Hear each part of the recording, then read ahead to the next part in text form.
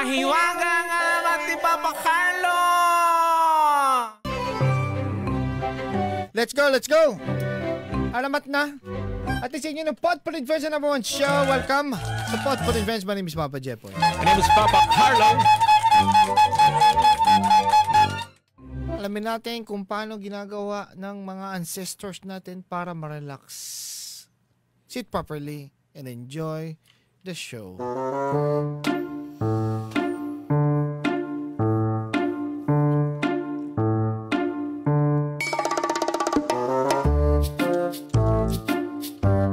Saan ba galing ito? Sa atin, ang tawag niya hilot? Or in medical term, ang tawag therapy. Therapy. Hilot sa atin sa Tagalog. Yung kwento ko, di ba, yung dati alamat ko sa Batangas. Naalala niyo yung ballpen? Natapilok ako. Natapilok ako basketball. Panalay. Basketball. Kalaban sila Aris Di Maunahan. Sila Cueva sa kalaban. Natapilok ako. Namamaga. Sabi, ay Totoy, dalhin natin yan doon kay Aling ano. Dinala ako. Tinawid pa ako sa palayan. Ika ano. Nandun yung matanda. Lasing. Sabi, alay yan na nadali sa'yo. Kaliwa o kanan? Sabi, kaliwa ho. Ay, tingin nga. Sabi, tinignan. Kumuha ng ballpen. Kinuha yung pa ako ha. Kunwari, ito yung pa ako. Tinusok? Dirinuwingan. Tinarget? Ba't kaya? Aray ko. Dinuraan. Gumaling? Gusto ko sipahin eh. Hindi ko alam pa eh. Gumaling? Ano gagawin yun? Ginawa pang padulas.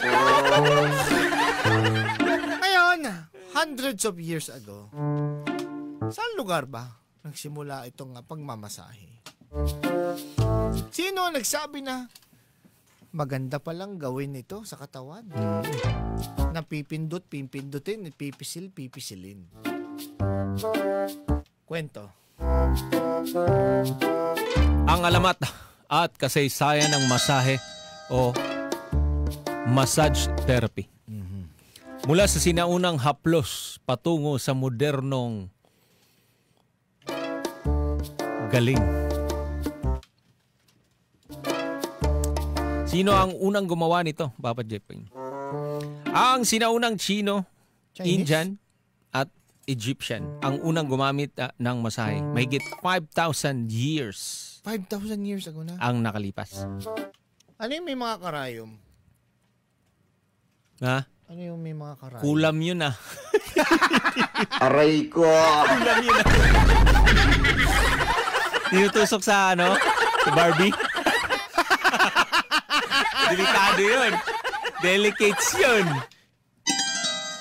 800 to 100 BCE, ang mga Griego tulad ni Hippocrates, ama ng modernong medisina, ay naniwalang ang masahe ay mahalaga para sa kalusugan. At gumagamit sila ng olive oil para sa pagmasahe. Sa Rome, ang mga sundalo ay minamasahe bago at pagkatapos ng labanan para gumaan ang katawan. Mga sundalo sa Rome. Mga Olive gladiator. oil. Olive oil ang gamit. Ito naman, 2,500 BCE sa Egypt, makikita sa mga hieroglyphics na ang mga manggagamot ay minamasahe ang mga paa at kamay ng pasyente. Sabi, nagpamasahe kami sa Leyte noon. Sabi ni Carlos, nagpamasahe kami sa Leyte noon. Alcohol ang ginamit. Whole body massage. Inuna paa. Tapos, huli ang muka. Amoy paa tuloy kami. Aray ko.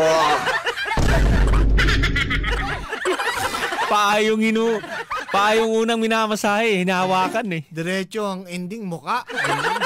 Aray ah. So, ang mga manggagamot ay minamasahe mga paa at kamay ng pasyente. Isa ito sa mga unang ebidensya ng reflexology. O paggamot sa mga pamamagitan ng paa at kamay. Sa China naman, Papa J, by 2700 BCE, sa China isinulat sa librong The Yellow Emperor's Classic of Internal Medicine ang tungkol sa paggamit ng masahe para sa energy flow or qi. Ginagamit nila ang masahe sa acupressure points. At minsan ay walang langis kundi hilot lang ang gamit daliri o palad. Pressure points. Oh. Eh, yung sinasabi ko, sino yan? Yung may karayom.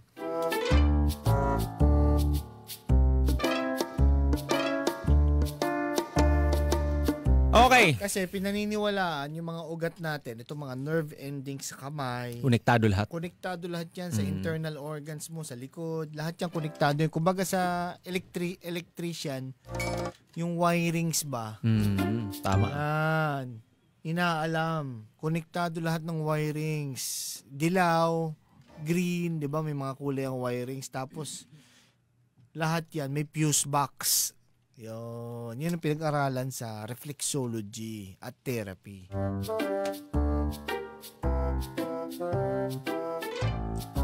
Okay, kwento. Ito naman, Papa Jepoy, 3000 BCE. Indian, or sa India. Sa India, tinawag itong bahagi ng Ayurveda, isang traditional na sistema ng paggamot. Dito ginagamit ang masahe bilang bahagi ng balanseng katawan at espiritu. Ginagamit nila mga herbal oil tulad ng coconut oil, sesame oil, at turmeric oil. Tapos, magluluto. Ano pa? Ha?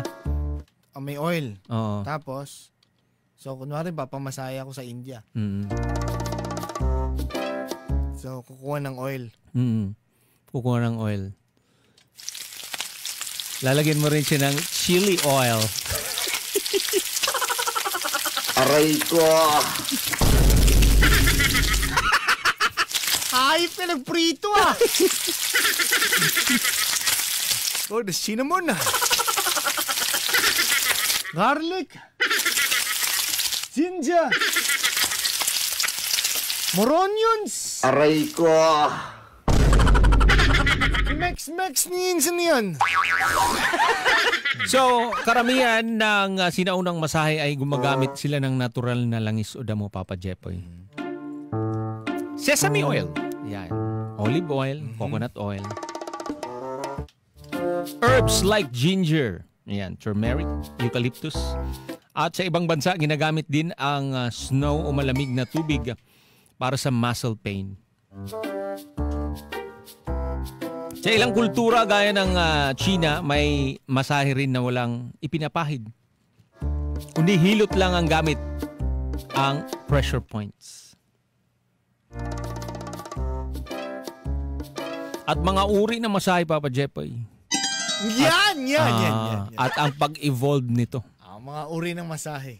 Sa India, anong tawag? Ayurvedic massage. Gamit ang herbal oil, pinaniniwalaang nililinis ang katawan sa toxins at pinapakalma ang isipan. Sa India yan. Chinese acupressure. Ito sa Chinese. Ito yun, mga points. Pressure points. Sa Egyptian, reflexology. Ito yung ginagawa ni di ba? Ni Domingo. Yung tulad sa akin. Sino si Domingo? Yung nagmasahe sa akin doon sa Valenzuela. Binali yung leg? Hindi naman. Aray ko! Nakita ko eh.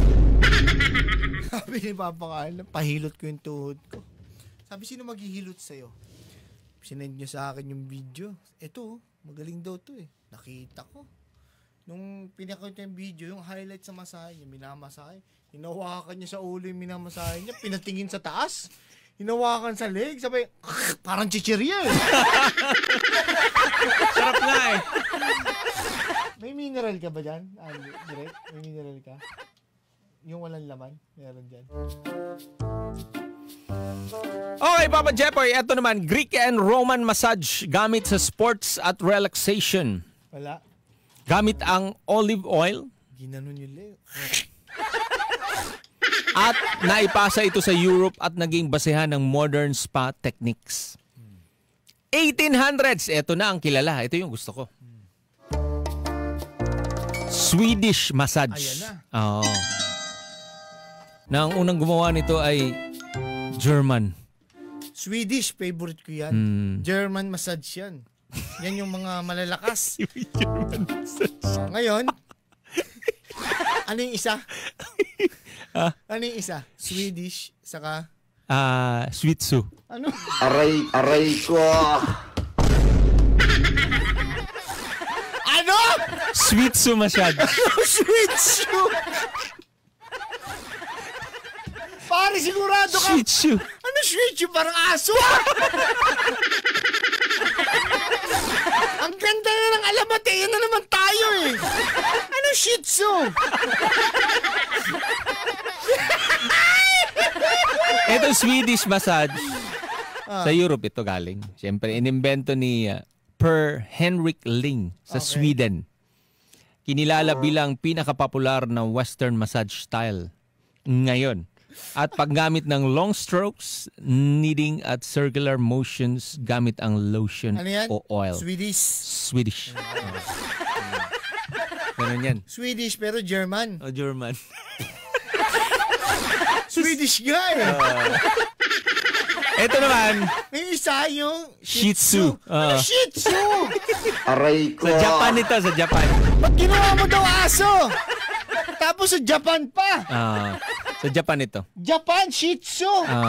Pare ang aso sa Japan, si Hachiko. Hachiko. Akita. Ayop na yung ginawa mo. So ito, Papa Jepoy, walang oil itong shiatsu sa Japan. Gamit ang thumbs at palms para i-press ang energy points. Nakabatay sa prinsipyo ng chi. Ito naman, sa Indonesia, Thai massage. Thai. Indonesia. Thai massage. Aray ko.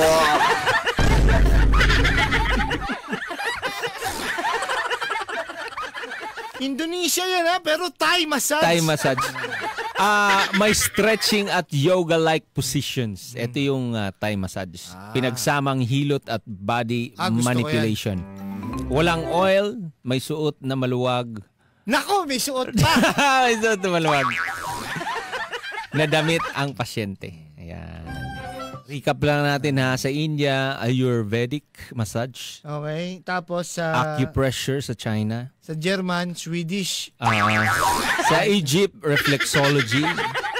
Greek and Roman massage. Swedish massage. Sa German yan. Shiatsu massage sa Japan. Shih Tzu, Japan.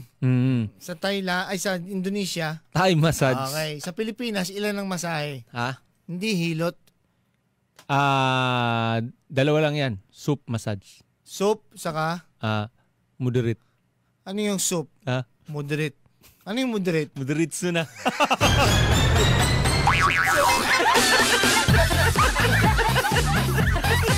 Sa Pilipinas yan? Wala na suot? Pero naman sir, moderate o soup na? Moderate yun na, uy. Moderate soup. Aray ko.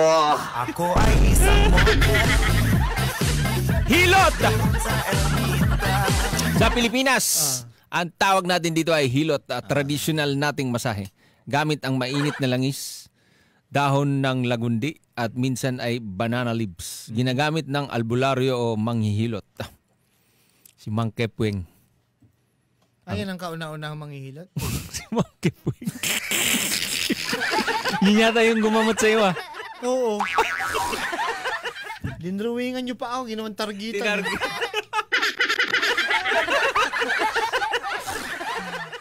Sige.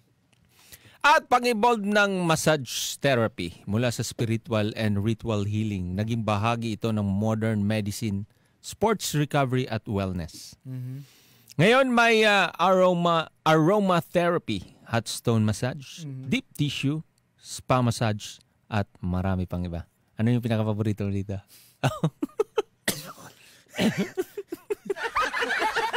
Moderate.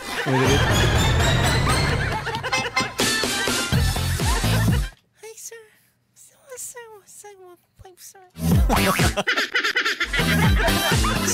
na, sir. Sa akin lang, sir. Pretty sure, sir. Okay lang, pretty sure. Pretty sure. Ay isang model. So in short, Papa Jepoy, ang massage therapy ay hindi lamang simpleng paghaplos ng katawan. Ito ay isang Pinag-aralan. sining, Ay, agham at pamana ng kultura mula sa iba't ibang panig ng mundo. So, arts and sciences. Yes, mula sa sinaunang langis ng India hanggang sa hilot ng mga Pilipino. Bawat haplos ay may kasaysayang dala at happy ending.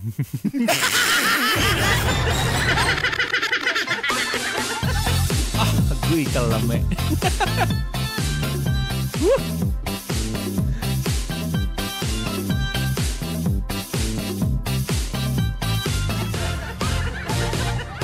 Up! Sana all.